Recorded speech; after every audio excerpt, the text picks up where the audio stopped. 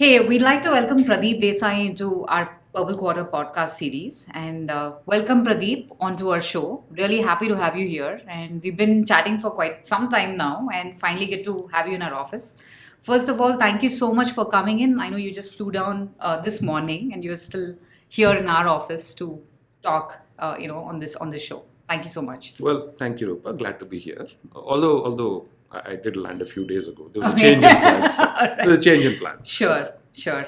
Right. So, Pradeep, the first thing that I'd actually like to talk about is if one were to look at your profile, right, very deep in terms of computer sciences, you've done both your BTech and MS in computer science, and then you moved on to Texas Instruments, completely different from the actual computer services that people would go ahead and pick, right? And then you moved into Amazon, right? The journey is it's completely a different kind of a transition. Would you mind talking about it? I don't know how many people would actually ask you this, but I was fairly interested to know Texas first and then Amazon next. How did that happen to you? So I think the sequence was a little different, Okay. honestly. So after bachelor's, my bachelor's thesis was in computer architecture and chip design. Sure. So that's when I actually joined. Right after bachelor's is when I joined Texas Instruments because it was quite a natural fit. Right. Right. So that was right here in Bangalore on NL Road. Wasn't there for a long time. Sure. The pull of the, I think, US at that point Sure. lured me a little bit. So I ended up joining a startup in New Jersey after that. So BTech, then few months in Texas Instruments, then the startup in New Jersey. To be honest with you, I mean, of course, I didn't know what a startup entailed at that time. I thought, no, this is what it, and it's been an interesting journey. So because many of my friends from college were applying for masters, Right. somehow didn't want to do that. Okay. Didn't know why. I All wanted right. to work for 4 years. I thought they'd do an MBA or something MBA. Okay. from Stanford, Harvard, the usual Ivy League schools. So moved to the US with the startup.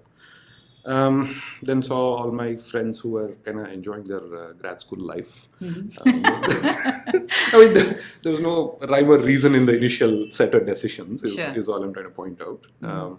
Then I thought I was kind of missing out on that. Right. Then also being in that startup, I kind of felt that maybe I don't want to necessarily branch off onto the business side. I think that flair I kind of developed, or at least that opinion I developed. I still wanted to be on the tech side.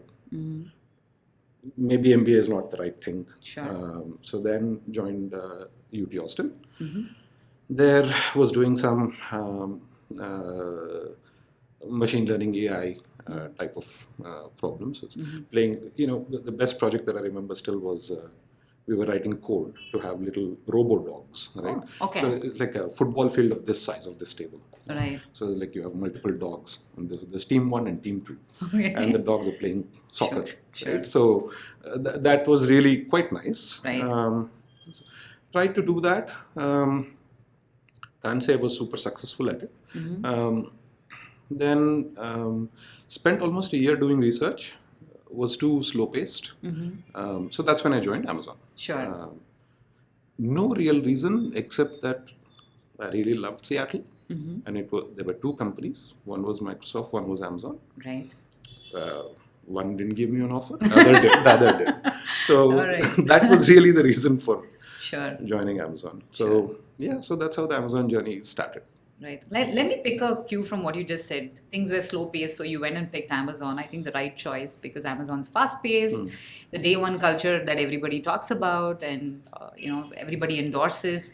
So very interesting 11 years in the US for you in Amazon. Was it 11 plus? 11. 11 years, right? So two different things that you did at Amazon. I think the first part is you took care of logistics, supply chain. Then you went into affiliate marketing and advertising. Two different things, right? Can you actually talk about technology from these two specific verticals? What did you find interesting? So just as a little bit of a ramble, I mean, I joined Amazon, like I said, because I really like the place, right? Seattle. So I joined there. Amazon was not known.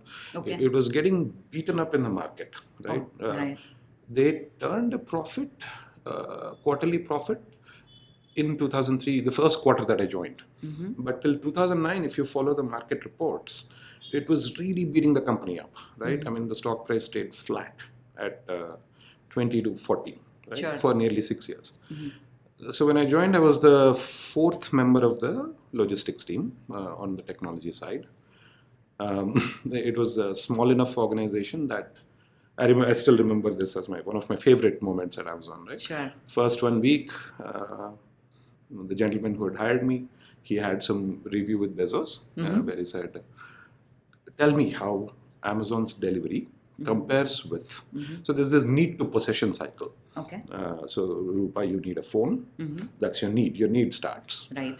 To when you possess the phone. Sure. And actually enjoy the phone, not just possess, right? I mean, everything is set up, all hunky-dory, right? You're really actively using it. Sure. So Bezos wanted a comparison of the need to possession cycle of Amazon's to the 2,500 odd or whatever number of Walmart stores that were there in the United States. Very nice. So I still remember this. It's my second day. I was sitting there. I didn't have my credentials fully set up and whatnot. So my boss walks in, says, okay, so next week is a presentation, right? Let's go. So the kid straight out of college. Sure. So I said, I was zapped, right? So sure. we worked on it with a good team. Then I thought maybe he would go present. Then next week he was on vacation, so he drops out. Wow. And he says, you go with my boss. All right. Right? And you go to the S team and you present. Sure. Whatever is your availability, 2-pager. So went there. Second week, I was actually sitting there with Bezos and the S team members, and I had the stack of papers, like I was handing it out one by one to everybody. And then they started actually ragging me there. Sure. Literally. Sure. I think you can take a seat. There is people who will distribute it around. We'll pass it around, don't worry. Then they started asking me, what do you do your master's in? I said, robotics, artificial intelligence. Do you enjoy printing labels? So, but then the meeting carried on. Got the first glimpses into how the senior team kind of thinks about problems, and they compared how Walmart stores were, where people were. Amazon had like 5 warehouses. Okay. The proposal was to say, let's build 50. Wow. So that compared to Walmart's 2,000 odd stores, we would have 50 with a better need to possession cycle. Got it. Right? So the journey then starts there, and fast forward 8 years later, we had about 70 odd warehouses in the US. Okay. And all interconnected, having a much better need to possession cycle, Sure. with Prime, with sortation centers, with everything launched up, connecting this entire thing. Excellent. So, tech at Amazon was quite basic, honestly, at that point. There was, there was no Prime, there was no location-based delivery promise. So 14 years of, applying your tech and product mindset. By then you had acquired product mindset as well in the US. And fast forward, you moved to India, right? And then could you tell us how did technology and product change for you from an ecosystem, right? Because these are two separate worlds. And the kind of audience that you're dealing with, customers are different, their preferences are different, technology is different. So could you tell us a little bit about how was the switch over for you, and what do you think of, without pointing to specific orgs, but if you can talk about technology and product thinking mindset, the 14 years and then now the sudden change in the country. The difference still comes out to me that I ask myself this, and I don't mean to be critical of anything, but I ask myself, so what's your path to profitability, right? I mean, I take a look at the entire startup ecosystem in India, and if I ask myself, it's a great business, great tech. I mean, like phenomenal. I mean, customers love it. Sure. But could you sustain it? And because if you don't sustain, I mean, naturally you can't pay your employees. You'll have to keep raising funds. Like, so this, I think, is one of the things I would personally find is something that most startups in India need to get better at, and I'm sure it will. Make My Trip is a great example. Sure. Yeah, they are profitable. They went public. That's about it. Right. So the single biggest thing, learning when you concentrate on India was that in terms of the startups. I'm sure plans exist. I probably am not privy to them, but I keep watching the market. So right. Sure. Second is this execution focus. That's phenomenal actually in India, which is very nice. If that was then, if a bit of long-term thinking were added to it, and then you don't waver every quarter, right, and then you're set, and you had your initial rigor, I think we can do wonders. But I've personally enjoyed working here because of the sheer pace at which things move. Got it. So you're saying technology-wise, we are at par? There isn't like a rapid distinction between how it works in the US versus India. Is that what you're saying? Because that's what I gather from what you're saying. Is you're saying it's more, what do you focus on? So I would phrase it differently. Good question. I would say, and this is again my personal view, right? I mean, I can't attribute it to anybody else. Sure. I think India as a country can very quickly and very flexibly adopt something that has been done elsewhere. Sure. Pure play innovation, right? Which is like, have we constructed a hyperloop type of technology here, right? Have we, what is this thing that is coming out? I think it's a journey to that, right? Sure. I mean, so, but in terms of pure technology, in terms of software development, scaling, etc., I think India is probably as good as any other country. Right. I mean, it's very clear to me that as I work with other countries, definitely US, I would say, is good, obviously. India is a close second, I think. Sure. Maybe even, it's very hard to say. Okay. I think we have great people now. Right. The next step, I think, would honestly be to say these great people get together and then create something that others can copy, right? I would like to see that. Sure.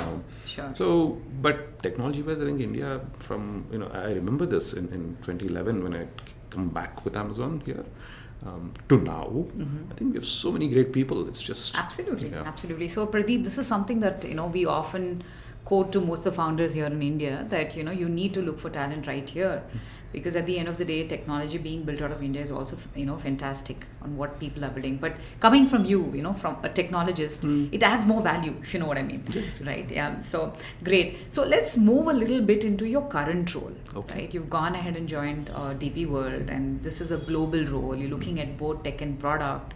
So if you were to tell us, again, you've gone back into your first love, right? Logistics and supply chain, right? The whole journey again back into where you started.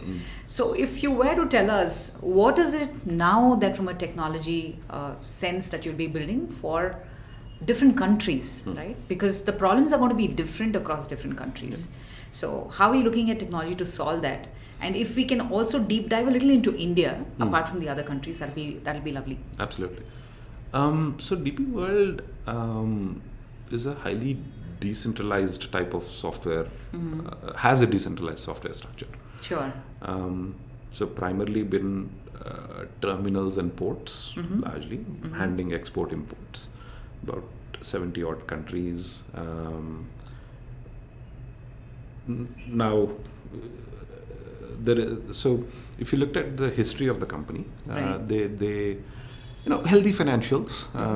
They were also public, went private later. Sure. The reason for that was the company wanted to kind of understand what's the next step in the growth without being subject to tactical pressures on shareholding and so on and so forth. Sure. So that's a very bold move, by the way. I was quite impressed, right? Sure. So went private. Then mulled over it, and then came out for many reasons, which maybe are maybe not there are quite a few reasons, but then they came out with this vision statement which says we want to be a global trade enabler, right? Why? Because terminals are just one piece in the supply chain. Right. Supply chain is just one part of what our customer wants, Correct. which is the importer or the exporter, Right. or domestic, by the way. Sure. There are many more needs, and our goal is to help people sell more of their stuff, have improve manufacturing, sell more, deliver quickly, improve working capital for these small, medium scale businesses, etc., so on and so forth. Right. So then we said we'll be a global trade enabler. Sure. For this now, if you just pick on one example, so this is what kind of gets me excited now, which is, so DP World, by the way, I don't know if many folks would be aware, is actually one of the investors in Virgin Hyperloop, right? So there is the thought that, for example, if you are distributing COVID vaccine, right? And let's assume you had connected India, like with a plus sign and with a whatever, right? Or you can draw up a network. Sure. Let's say there was a Hyperloop running, like back and forth. Right. So yeah, put it in cold storage, or person in somewhere down in the south is waiting for a kidney, or a heart, right, for a transplant. Sure. So if we had this technology in place, right, I would not transport passengers is fine, but I would use this to transport all these highly sensitive. Sure. So there's a human element angle to it, where Okay, interesting. the second part of it is naturally the fact that we can cut down delivery times by almost 3x to 10x, right? If we used a hub, instead of putting it in a lorry somewhere in Gurgaon or Panipat, and then that kind of making its way on our roads and toll booths and etc., and taking 4 or 5 days, boom, put it in the morning, it's there in an hour or two, right? Sure. You just more fast forward more, right? Okay, now I have this presence in 70 countries, each of them running their own kind of little software system. Right. But I want to connect up all of these things. Correct. So if everything is so disparate, then the challenge becomes fairly painful, right? So the standardization across all of these different countries, stack-wise, followed by, in the meantime, but I still have to start. What's the first step? Sure. So now if you imagine like a world where something gets manufactured in let's say China, just wild. Sure. There's a Hyperloop running from China to, let's say, somewhere, to a seaport, maybe. And there's connectivity, or I won't say a seaport, there's maybe a hub. And we still have to solve for, let's say, how do you move it long distance over the sea? Maybe the answer there is some of these supersonic jets or whatever it is. And then and even in a Hyperloop, right? I mean, you load up a bunch of stuff, it's getting distributed around the country. So you can imagine these things are almost automatedly entering a hub.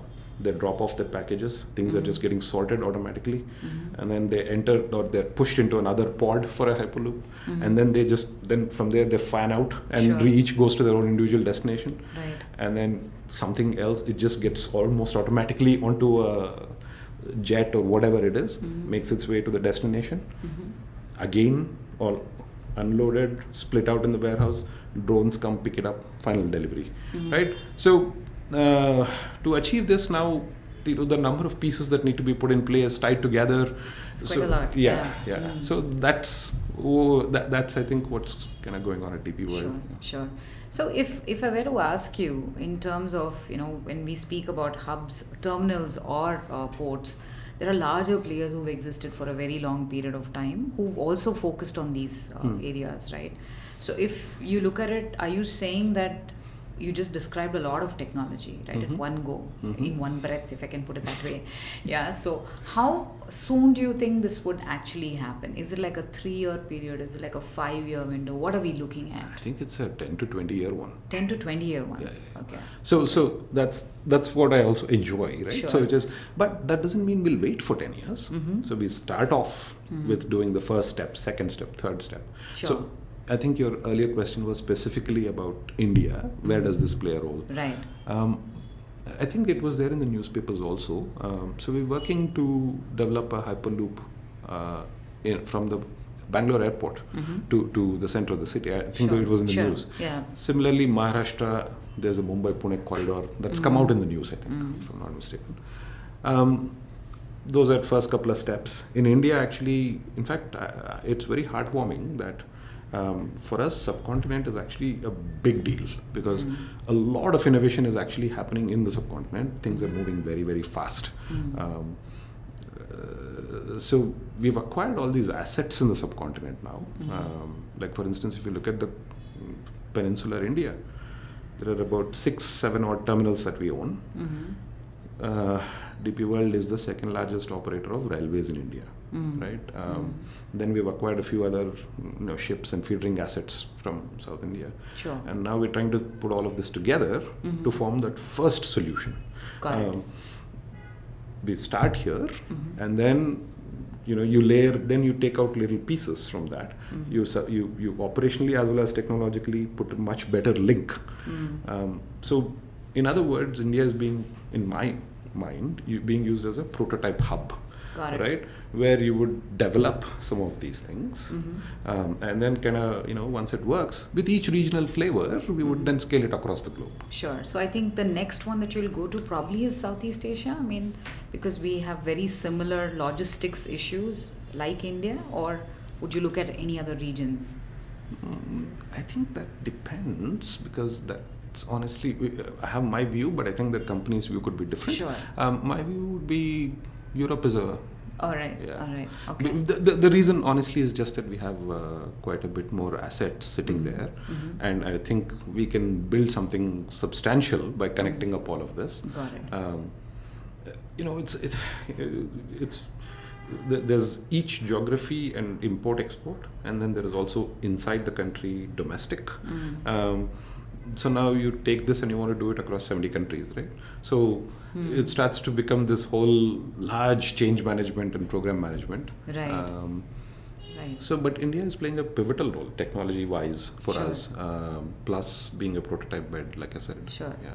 Right. So you're looking at we just spoke about it. You're looking at hiring a team. You're looking at technologists. You're looking at product or mindset people, across India. So what is one thing you'd like to tell people who are watching this podcast and who probably saying, "Hey, this looks interesting and exciting"? What are a few things you'd want to tell enthusiasts who want to come and join you? I would say there's an opportunity to probably solve large-scale problems. The impact that people would make would probably be global, not necessarily. There honestly hasn't been a lot of tech presence so far that we've had. So build from the ground up for a global scale. Right. And there is this vision that I said, which is quite massive, and come along for the ride, right? Sure. And it's as long as it's a message you want to give. I mean, there's people make choices about when to join what companies. Yeah. Right. So you join an already established organization. Like the growth is a little different. Whereas you join an organization which is kind of poised for it, then as business grows, you grow, right? With the organization. So I would say, regardless of DP World, I would say people should pick and choose when they join what organization. Sure. Not just from a tech standpoint, because there's 4 or 5 things that generally matter to people, right? I want to have, I want to do good work. I don't want to be burnt out by doing good work. But I still want to be energized, and I don't want to do a 9 to 5. I want to get paid well, and I want to grow. And I want to be in a fun-filled, collaborative environment. Sure. These 6, right? Every person has their own mix, obviously, of how much they can do, how much they want this versus that. So, be clear about which one you want. Sure. How much of it you want. Pick the right company. Great. So you're saying that these 6 are available at DP, or sorry, did I get? I will. It's a fun, collaborative way of working at DP World. I am enjoying it. See, Okay. Here's the reason. I'm sorry, I'm getting excited, but see, I've always worked with, let's say, people in America, obviously some bit Europe, Sure. some bit in Japan, etc., Right. etc. Right. But where would you get to work with people from Rwanda, Namibia, if that's the right country, Rwanda, then Senegal, let's say, Cyprus, Sure.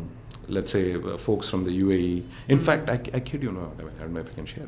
I was actually, again, this is all the humbling thing that I find every day. We were sitting and talking to, like, ambassadors of different countries to get all these countries on board. Sure. So I think there is a, so yes, there is this element of learning about so many different cultures that Sure. one has probably not interacted. I didn't, at least. Correct. So to me, well, yeah, okay. Suddenly, you know how Afghans think, right? Or how these, that's sure. very, very exciting to me. It's definitely intriguing even for us as we listen to you speak. I think we're also getting excited about this whole piece. So, well, the other piece that I wanted to actually, if you want to give out a message to people who want to come and join you, how do they reach you? What is something that they can look forward apart from these 6 things that they make a choice? But is there something that you want to share with audience who want to come and work with you? Absolutely. I mean, I'm on LinkedIn at this point. Just feel free to hit me up. Sure. And it need not be just about joining DP World, right? I mean, you're interested in something, you want to talk about it. It might maybe take a few days before we are actually able to connect up. Right. But absolutely happy to, I generally try to be on top of responding back. Sure. So available on LinkedIn, hit me up. I'm sure we'll exchange numbers or emails or whatever it is. Sure. And then we'll chat. All right. Perfect. Is there anything else you'd like to actually add before we sign off? No, honestly. Thank you for having me, first of all. Not sure if I ended up answering all of your No, you definitely did. Yeah. So really appreciate me being here.